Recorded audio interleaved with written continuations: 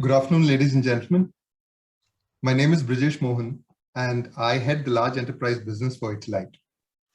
A very warm welcome to all of you to the fourth episode of our fireside chat series, Top Drawer Travel Talks. We really appreciate all of you taking time out this afternoon to attend this live session. Today's discussion is on winning travel with data in the post-pandemic era.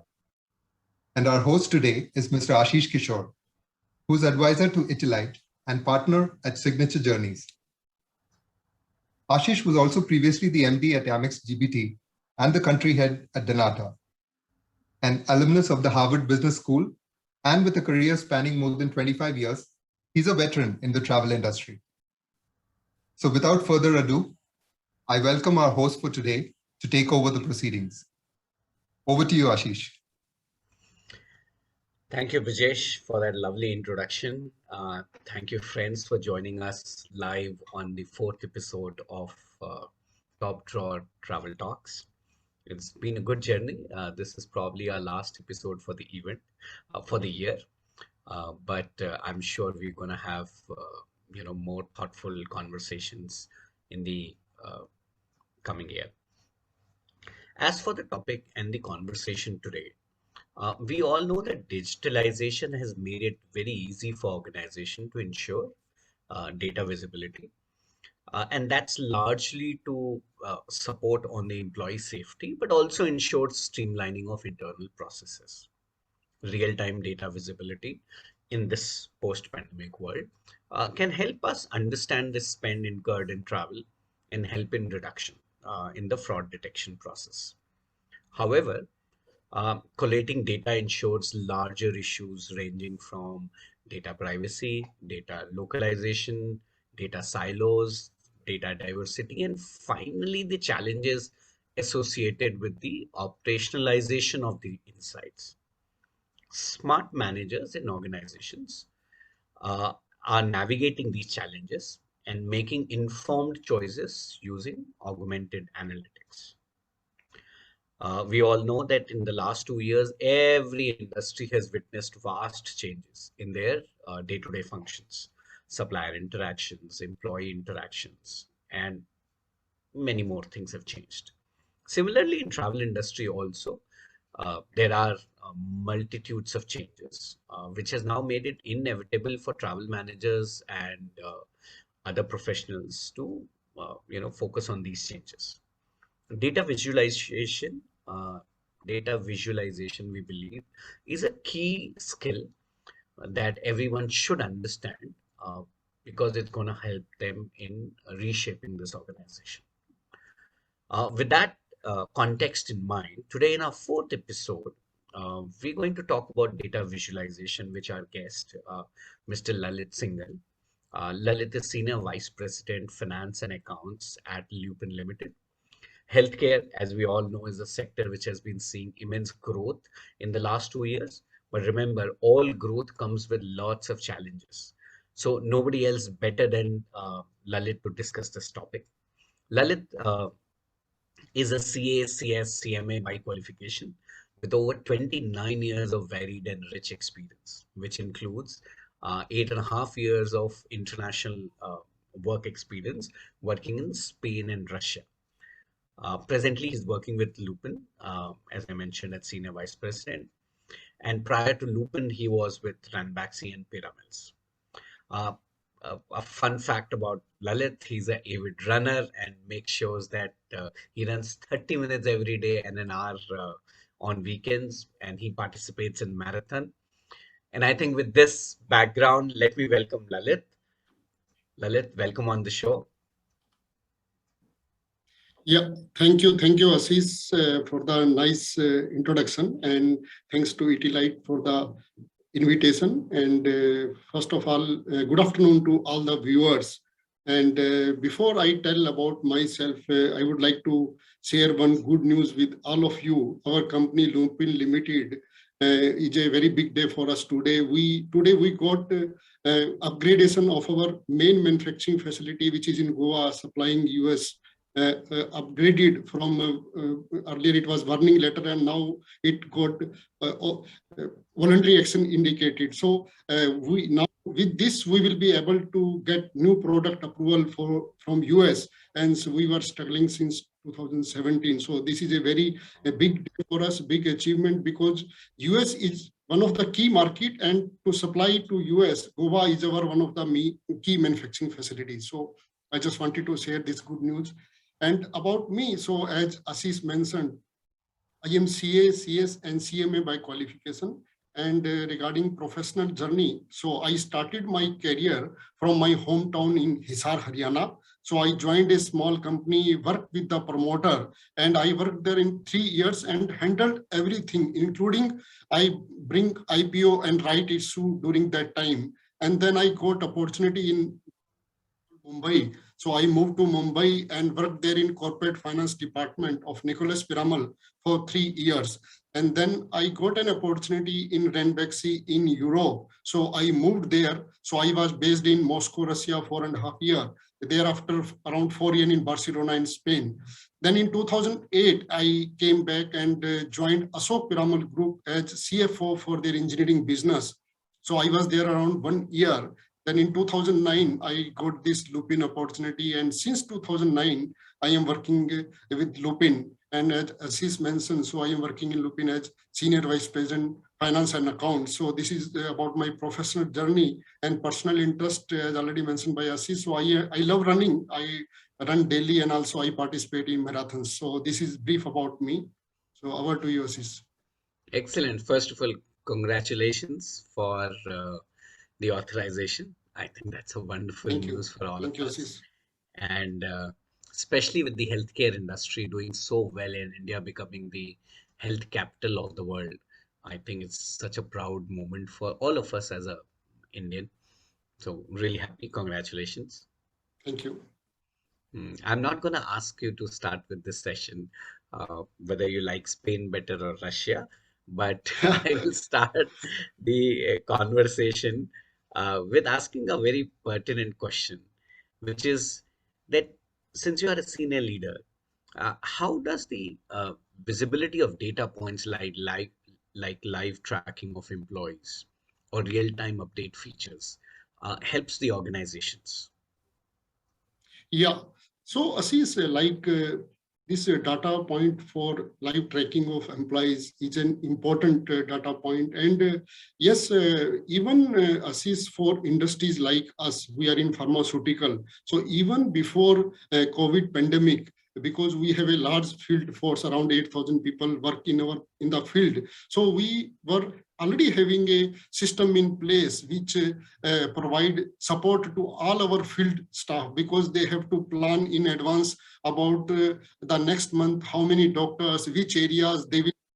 We were already having a tool in place which track, which provide the live system or live support to all our field force. And post-pandemic, this thing even become more important for industries or for other functions, which was not so keen before COVID pandemic. So it is very important that there are two things, Ashish. One is that we should have or we should not have such a tracking system in place. But one thing I want to say that there is no doubt any organization should have the ability to have the ability of such tracking, of such visibility, whether you use it or not, because it depends on the business operation or depend on the different geographies. But because now no organization can avoid such important data point in their system. Otherwise, it will be difficult to sustain in the market. So these are very important things. We should have system in place which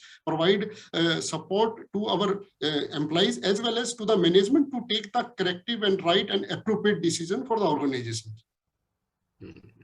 No, your last line is absolutely right. That these tools actually assist the leaders to take the right decision. Right. And taking the conversation forward, do you think the data visibility will become a necessary feature for the smooth functioning of businesses in future? Definitely. Some examples of that would be Lovely. Yeah. So I give you as I am from finance background, so I can give you examples like this pandemic has taught us how to work in the seamless way without the flow of paper. So I tell you, like before pandemic, we used to get all the vendor invoices in hard copy because of tax and other requirements. So we, even though we were having a mail room, we were doing scanning, and then after that, it was moving in digital format, but still the starting point was getting the hard copy, digital copy, except wherever there is IT copy. So, but because of this COVID pandemic, because everything was under lockdowns, but we have to run the operation because we are in a pharmaceutical sector, which is a health sector. All the factories were running all the days. So immediately we have, on war footing basis, we have made the changes in our system. We have started receiving scanned copy of the invoices. So even though there was no hard copy, so we ensured that in another 3-4 weeks, we were around 90% achievement of our timely payment to the vendors. So these things could be possible only because we fine tune our process and started this we have created the dedicated email ID. On those email ID, we were started getting invoices and then automatically processing, and all the further process was already in place. So these things helped us to handle the operation, to ensure the smooth operation and no disruption.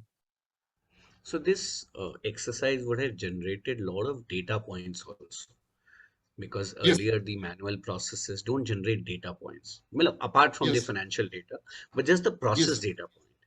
How yes. did you what learnings you got from that? I'm sure our Yeah. audience would love to hear from that. Yeah. So one of the learning assist, like I give you example of T&D. So in case of T&D, earlier we used to get all the hard copies for all the vouchers. Then after this, we started thinking whether we need to get all the hard copies from all the employees. So we have discussed with the tax requirement, whether it is direct tax, indirect tax, and other requirement. So we come to a conclusion that there are many type of expense reimbursement in T&D where there is no need to ask for hard copies. So we are in the place of implementing those things. So that will be a permanent feature. So going forward also, even employee has to submit only in the Concur software and no need to send the hard copies, which were the practice we were following so far. So this is one of the learning which we got from this pandemic. Nice. So this is also helping you once you get the visibility that what is the need Yes, for these data points, you change yes, your yes, process, which will now yes. result in actually better employee interface. And do you think that's going to improve the employee morale and the entire ethos of the company, because people will get their reimbursement faster, they'll be happier? Yes, sure, definitely, Ashish, because they also no need to for them to submit in system and then sending hard copy. So they will also get relief, and definitely, as you rightly mentioned, the processing will be fast. So this is a classic case of an organization which looks into its data point, visualizes it, and then take corrective actions. I'm sure it's not going to be easy. It wouldn't have been easy also, Right, because everyone is used to a certain way of managing it. Hmm. So right. that's a good learning for all of us. What Yes. other aspects of data visibility, which are, our listeners, our audience, and managers in this audience can sort of use in their day-to-day life to make sure that they excel in their travel jobs? Yeah. So like one of the example is like in case of again quoting the T&D. So in case of T&D, so there are many employees who are taking advance. So we collect the data, how many employees up to which grade, how frequently taking the advances. So then this on the basis of this data, we could decide up to which grade we can issue the corporate credit card, so that we can avoid the giving advances to the employees and they can use the corporate credit card. So this is one of the data point which helped us to decide up to grade we can allocate the corporate credit card, and there is no need to give advances to the employees. So because we save on working capital and also the handling is easy. Hmm, interesting. So you went one step ahead after understanding and looking at the data point. Yes. travel and Yes. expense and Right. introduced a new modern element into it by issuing a corporate card. Yes. If somebody would have asked you pre-pandemic, you would have thought about the misuse of card, the paperwork required, the liability on the company. But Right. post-pandemic, and with this data point, you would have full visibility of this process. Correct. Correct. So you exactly know whom to deliver this. Okay, Right. perfect. So this is on the T&E side. Any other area where you sort of looked with more, focused, in a more focused element about data? Yeah, so as I am from finance background, so like in case of payment processing also to the vendors, so there are, we have implemented many tools with the data points which helped us for faster reconciliation, whether it is the travel vendor or whether it is the other vendor. So there are multiple transactions, there are multiple invoice counting, multiple type of payments. So there is always a reconciliation piece is there. And also there is GST involved is there because we have to get GST credit. So there were multiple transactions. So in this also the data helped us to reconcile because there are we have around 20,000 employees. So a lot of people travel. Okay, in pandemic the travel got stopped, but again started, and now as far as domestic is concerned, it is more or less it come to the pre-COVID level. So because of the lot of travel, lot of transactions, so there was lot of flight booking or transactions with the hotel through our admin, and then it becomes a nightmare how to reconcile balances between our and the vendor, and as well as to take the GST credit matching with the GST portal what the other vendor has uploaded there. So all these things were creating a nightmare, and definitely with the good data points, and also we have implemented Concur 1.5 years ago. Earlier we were using Concur in US and Europe, but then we went to the global contract, and now we are using Concur for the global T&D. So this helped us to take this data and then do faster reconciliation to ensure seamless payment and also no leakage of GST. Excellent. So by visualizing the data, you could optimize your travel spend and you could make sure that the GST was properly captured. What Right. about the overall aspect of T&E in terms of how much you wanted to, in terms of planning and optimization part of it?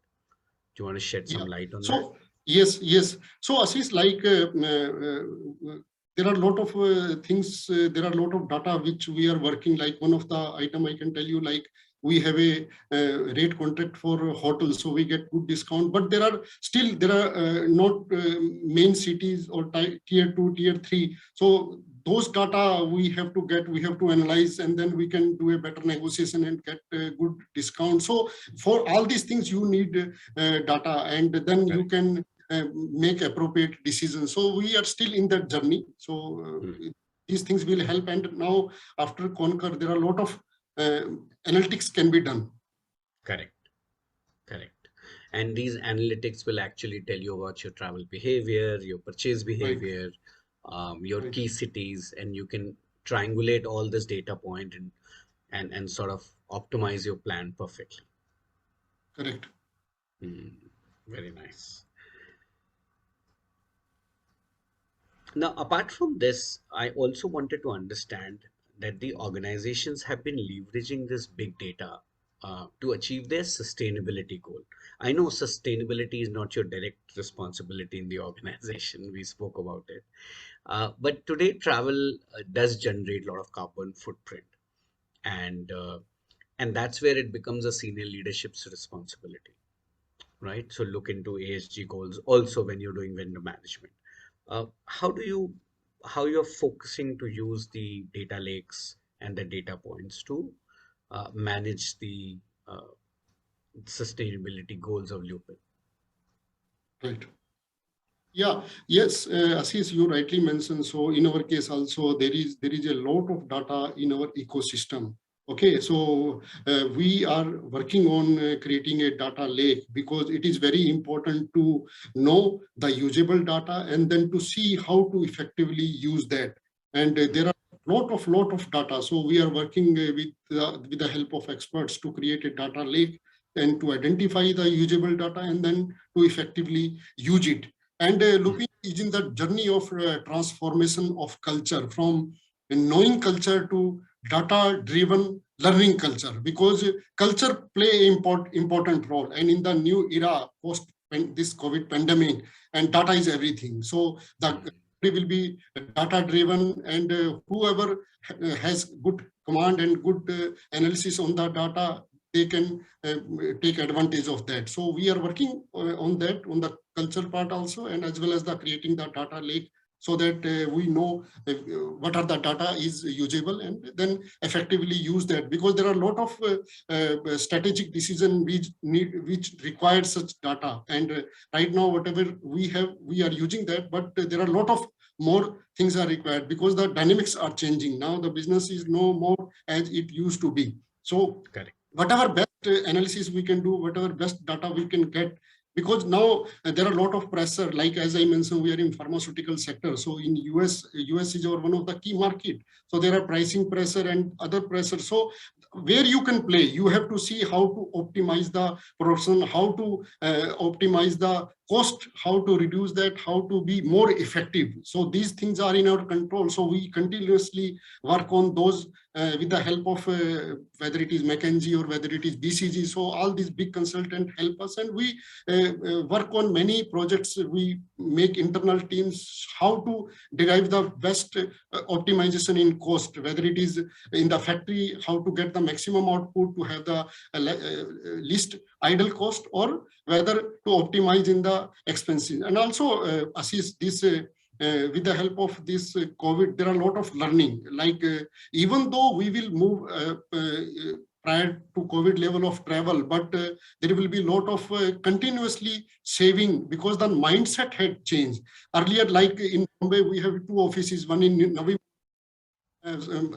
towns. So whenever there were meetings, so we have to go there. Now everybody is aligned to, so meetings are happening on Teams, even if it is normal working of our office. So we don't travel for meetings from one office to another. So this COVID helped us a lot to bring such thinking in the mind of everybody. So now these things are normal. Earlier, like work from home, it was a concept, people thinking whether it is workable or not workable, but now it is common thing. And we are also working on a pilot to see whether and how many people we can make permanent work from home. So these things now is the new era and new normal.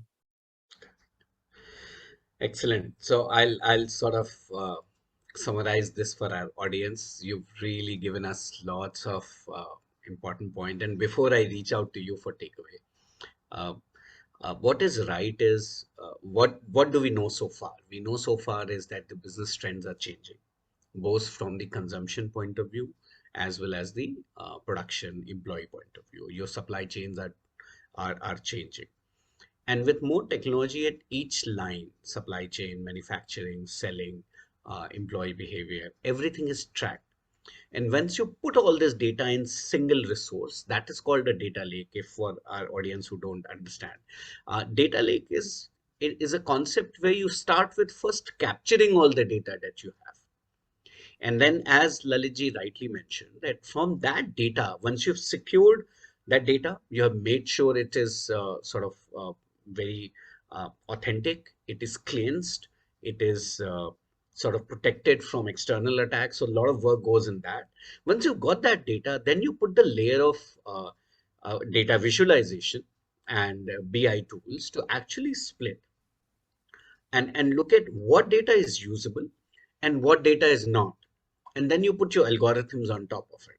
Now, the usable data throws very interesting trends, which then are used for strategic decision making.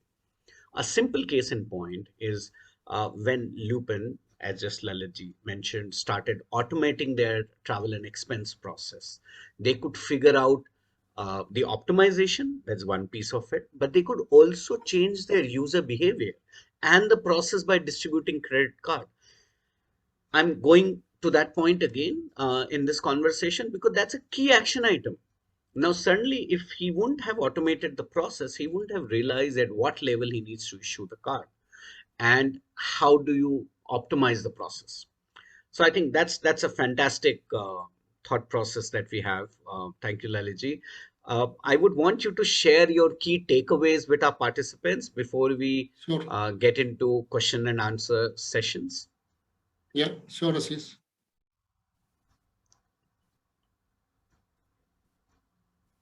Okay. Please go ahead. So these are the, yes, Ashish. So these are the key takeaways. So as you briefly already mentioned, so visibility of data point like tracking of employee is important for the smooth of functioning of any organization. So as I mentioned, in pharmaceutical for field force, we were already using it, but nowadays it is important for any organization, any department. And I am of the view that whether you use it or not, but we should have the ability to have this in place.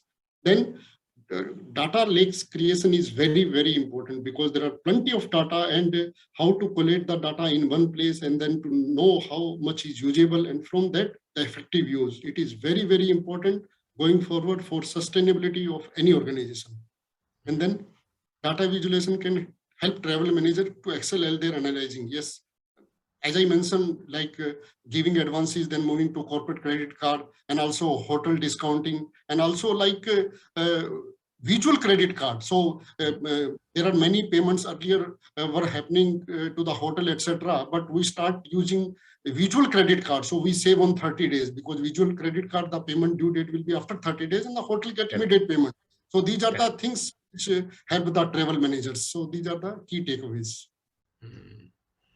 No, absolutely. Virtual credit cards are really very important for Yes.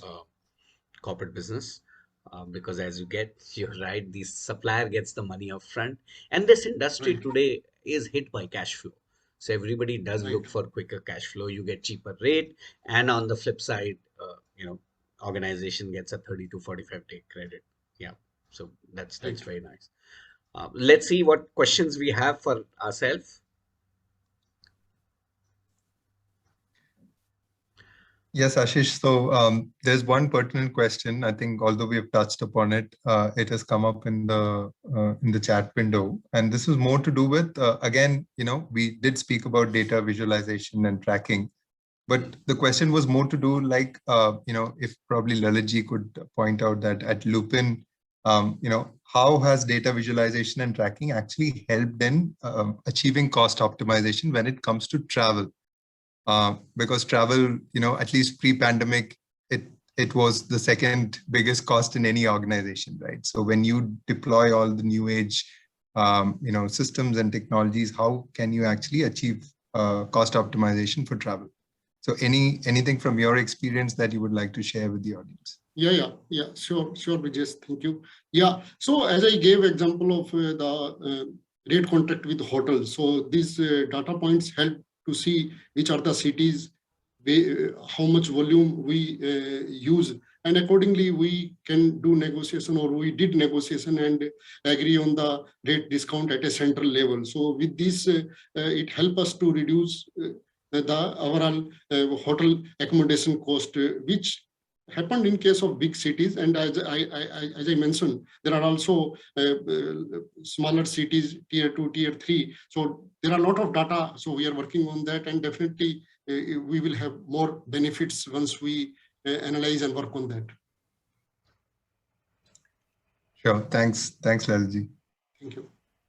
I think this question is more for Ashish, and maybe Laliji can add to it. Are Indian companies serious about their sustainability goals when compared to US and Europe? And does travel play a major part in this?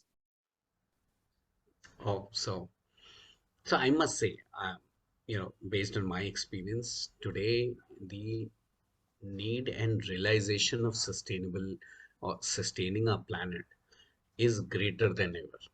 It was a topic of hot conversation, but I think now it has become a topic of realization. Uh, Pandemic has told us that none of us is greater than the nature. So if we need to make sure that our generations remain safe and secure and live in this planet happily, then those steps have to be taken today. So it's across the countries and continents, because I think this is more of a human being realization that that at the mass level we are now realizing that we were doing something wrong, all of us, in our own small little way. And travel, as we know, generates a lot of carbon footprint. So this becomes, and not only carbon footprint of the flight, but also when you're traveling, you're eating out, you're staying in hotels, the linens are washed. So there are a lot of activities that we can do to make sure that our carbon footprints are minimized. Of course, we can't reduce it. And that's where corrective actions will start taking shape. So I believe India, as being one of the leading countries in the world, and you would have seen our national commitment in the recent UN conference as well. I think sustainability goals are in top of the every CEO's agenda. Profitability, of course, but I think beyond shareholder and profitability, the third most, and the employee safety, the third most agenda is now sustainability. A lot of organizations have pledged themselves for operating in this space. So any young participants here, next 5 to 10 years, whatever you do, all your actions should be with the lens of sustainability, not only profitability. Safety, sustainability are two key mantras, and you will get management sign off for everything. If you say this process is more safe and will bring safety to our employees, secondly, this process is going to help our planet, you will get a lot of takers within the organization. You talk about only profit. Profit is a byproduct of a good, healthy organization. Laleji, your views? Yes. Yeah, absolutely agree with you, Ashish. And nowadays the boundaries are not there, so you cannot be in silo. So you have to be top as per the world where it is moving. And also one more thing, like now everybody start accepting that sustainability bring addition to the stakeholder or the company value, because it has a direct link. So this becomes important now. And also one of the learning from the COVID is, before COVID the people were more thinking about me, but after this COVID it's changed a lot. So people start thinking about the planet, about us, about we. So this is also a very good learning from this pandemic. And definitely now slowly it's already increasing, and slowly it will have more focus. Even small industries will give focus on sustainability, because it has direct link with the future growth and shareholder value. One thing which I will not put you on spot, but just for everybody in our webinar to realize that it's only a matter of time when our accounting books starts looking at ESG, or the environmental safety and the governance tasks. They start capturing their value in balance sheet.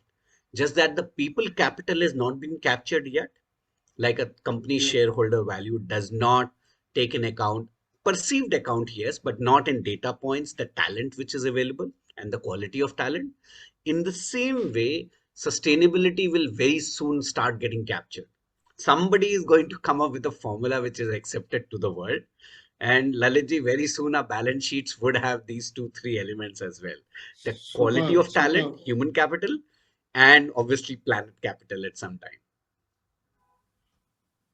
Very good.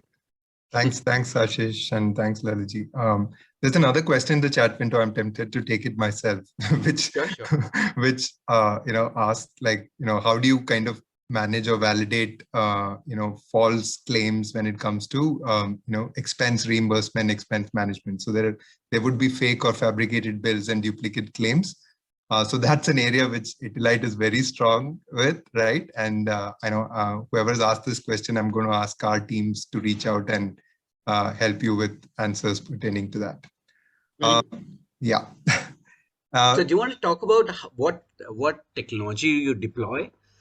I know it's very interesting. I want you to explain to our viewers as well. So I'm presuming it's to me, right, Ashish? You want yes, to? Yes. Yeah. Okay. Yeah, so very quickly, in the interest of time, we are one of those unique, expense management platforms out there, and our system is actually capable of calling out or raising a red flag when it comes to any kind of fraudulent transactions or duplicate bills. It even goes a level deeper. So as per your travel policy, if you have certain items that should not be reimbursed, like be it alcohol or tobacco or whatever, those things, if mentioned, it can actually flag off, right? If there is an expense which has come in with a date, then the system is intelligent enough to check whether it's a weekend, right? Because then there is a red flag again. Why is there an expense on a weekend, right? So it's always the finance teams and the concerned teams are alerted on such submissions, but these are probably, some are genuine. There could be some travel which has happened over a weekend due to business reasons, but it always raises a flag, right? So it can, and I can go on and on, but these are some of the unique features that we have. And our team, whoever on this call would like to know more about ITILITE's expense management, we definitely, would come and give you more details and information around. Anything you would like to add, Ashish? No, absolutely. I think your expense product is really going to give a lot of people run for their money. It's just they need to test it and experience it. Uh, so good answer. I would also take up a question by Rahul Malik. He's asking, can data visualization influence or promote digital transformation? So Rahul, you're absolutely right. What is digital transformation? We've got a couple of minutes, so let me sort of put some. Digital transformation is moving away from a mindset or a certain business standard and start leveraging digital acquisition of customers and digital service delivery to customer and everything in between. See, any manufacturing or service industry produces something or delivers some service to customer, right? So you will not be able to complete your digitalization journey until you understand what are the data points. And that's the beauty of uh, deploying softwares, working more on digital platforms, using digital acquisitions processes. Whereas Lalitji said, from the knowing mindset, हमें मालूम है ऐसे ही होता है, to looking at hardcore data and say, no, my target audience earlier is exactly an age group between say 18 to 25. My marketing can be sharper, my finance payable can be sharper, my every element of running a large or a small company can become sharper if we start looking at data points. Then instead of assumptions, as all of us have been trained to become intuitive managers, from being intuitive managers we will become scientific managers. And science is nothing but challenging what the reality is. And how would you do that? Only when you have a sound data with you. So can you see the linkage between Rahul, from data visualization? Unless you see the data, you will not be able to transform your company. So both are linked. More digital transformation will generate more data. So it's a cyclic method. It is a constant evolution and process. And that's why setting up the process of a proper data lake and then putting proper tools around this is the right way to go about it, which I think Lupin and Naliji have rightly done. I hope I've answered your question, Rahul. Ashish, will you have time for one more question? Of Small course. one. And this is for you. So while we talk about data visibility, according to you, does it also incorporate a conversation around the level of transparency within an organization? So as I mentioned in my initial conversation, while data visualization is great for organizations, with big data comes greater responsibility. It's an Avengers statement. I'm just changing it. But organization now have too much of information about too many things, about their suppliers, vendors, employees, and there are a lot of challenges. These data cannot land in hands of it cannot land in wrong hands. It needs to be protected correctly. And that's why And to correlate this data, you also have to have data diversity. Now, there's a lot of conversation about partial AI. Partial AI is not but something the biases of bias AIs is bias of a code writer, because of which the data that you're seeing or the end result that you're seeing already has a bias. So those sort of things you have to be really careful about. These are new, extremely sharp streams which are coming out as a challenges when more and more organizations are getting billions and terabytes of data with them. So important topics, you are absolutely right. There's a lot of challenges when you get more information. Uh, so organizations will have to put up the right architect, right security measures, as well as right talent, which can manage this sort of data and around it. So a lot of work needs to be done around this topic, Brajesh. Sure, Ashish. Thanks for that answer. I think we can, I think that summarizes our questions. Excellent. So thank you, Brajesh. Thank you, Lalitji, for a lovely conversation. I know we keep this session brief, but we can talk on this topic for much longer, I'm sure. Sure. Thank you. Thank you very much. And my request to everyone, please submit the feedback. You will get a feedback link. It helps us become better, and it helps me make my sessions more interactive. So please give us good feedbacks or bad feedbacks, whatever you have. But please do give feedbacks. It's very important for us. And thank you very much for your time. Yeah, lovely to see you in 2022. I hope this whole COVID has gone by then. 2022 becomes more interactive. We can meet up in person at some time and hold this top drawer travel talk. That's what I look forward in 22. And yeah, have a nice year. Enjoy your everyone enjoy your vacations, and see you on the other side on 2022. Bye everyone. Thank you. Bye Bye. Lalitji. Thank you very much. Thank you, sis. Thank you, everybody. Bye.